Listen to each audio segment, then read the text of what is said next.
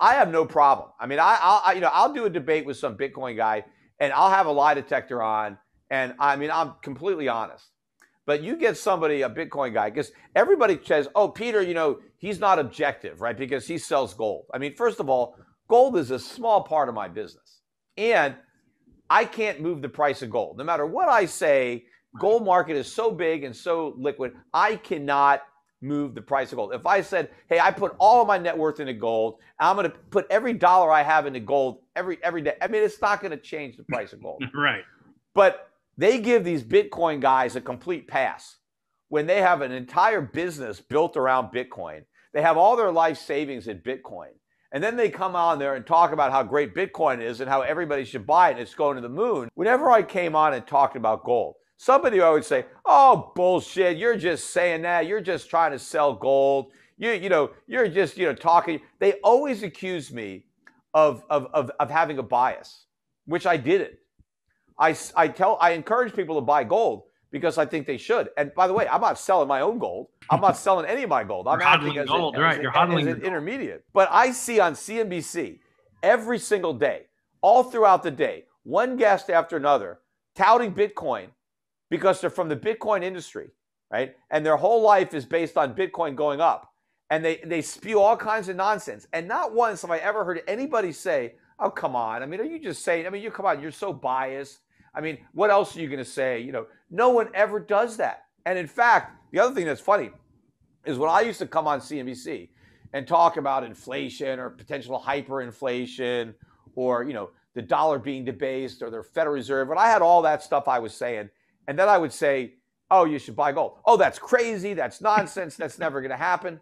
Yet everybody that goes on to tout Bitcoin, they can say all the stuff that I used to say, and they never get any flack. It's, "Oh, okay, yeah, that's great. Yeah, that sounds reasonable." So if you think people should buy gold, you're not able to go on CNBC and tell people why, because they'll make fun of you. But as long as you're touting Bitcoin, you can say whatever you want, and nobody is going to question you. No, at the same time, because everyone on CNBC, they're all bullish on the stock market. They love the Fed. They love fiat money, but they also love Bitcoin. They want everyone in their audience. And then I see Grayscale, their biggest advertising, and I think, okay, well, that makes sense now. I mean, obviously, they want that ad money to keep on flowing.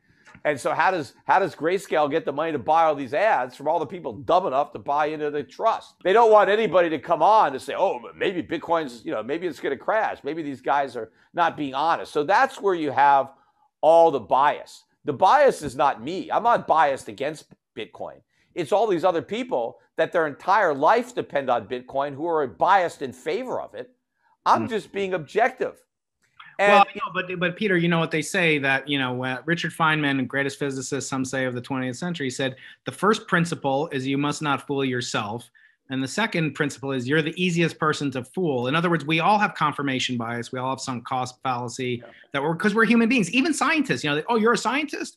Let's listen to the scientist." No, I'm like, don't listen to me, because a scientist, Peter, is the least likely person to trust other scientists. That's what our job is to not trust you and to not listen to experts. As Richard Feynman said, science is the belief in the ignorance of experts. I want to ask you, thinking back, whenever I see Bitcoin, the funniest thing to me is that they always show it as a gold coin. It kind of like undermines its own. That's part of the fraud. I mean, that's why you mine Bitcoins, right? You don't actually mine them. You solve a mathematical problem, right? How is that mining? Yeah. But they wanted to make believe that this is alchemy. This is the fraud. That's why I call it fool's gold, is because they're representing it as if it were gold.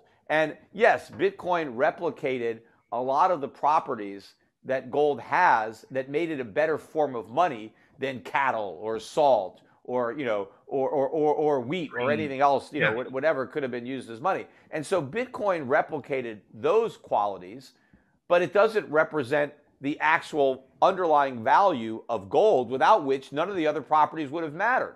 Dividing nothing doesn't matter, right? The fact that it's fungible or immutable, whatever these things are, ultimately doesn't matter if you don't have anything. It matters to gold because you have real gold. You have a valuable metal. So so the whole thing is a fraud. But if you're talking about confirmation bias, it's all on the Bitcoiners, because their confirmation bias is the price.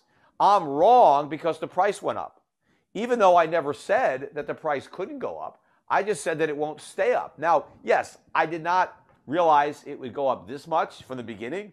And maybe a lot of people who did buy it originally didn't think it would go this high. Maybe some of them did. But obviously, a lot of people bought Bitcoin and sold it when at 200 or 1,000. You know, and they don't have it. They thought that was high and they got out. So I don't know.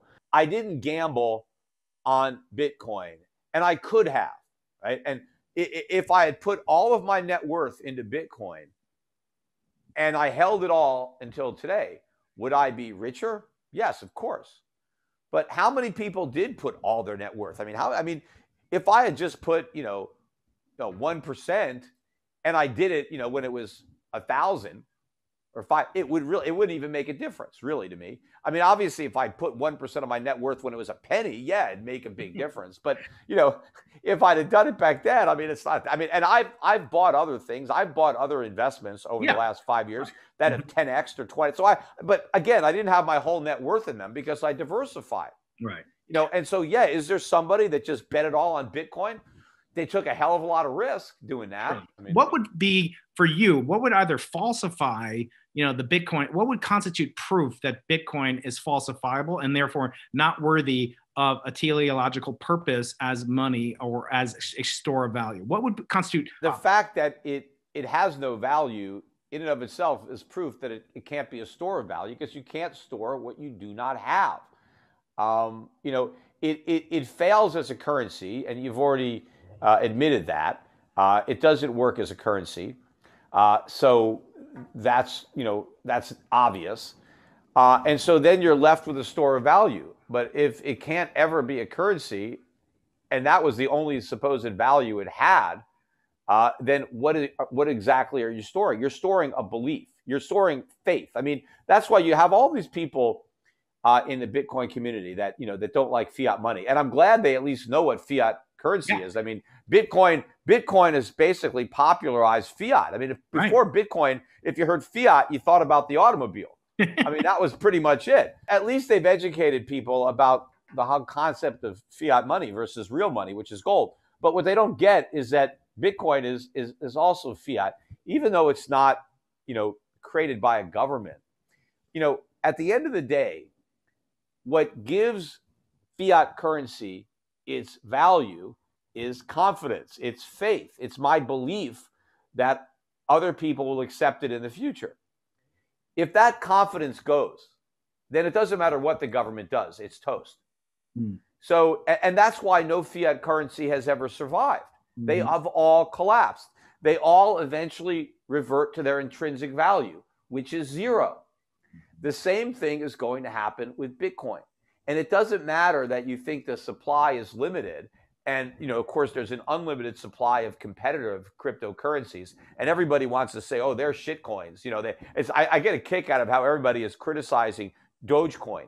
Well, the same thing applies to Bitcoin. In fact, Dogecoin is better than Bitcoin. I can make a strong case that it's superior to Bitcoin, even though, of course, I don't recommend either one. But the fact is, there is no real scarcity when you really look down at it. But even if you accept the fact that there's just Bitcoin, and if all the other coins go to zero because they're worthless and Bitcoin's not, it's all about confidence.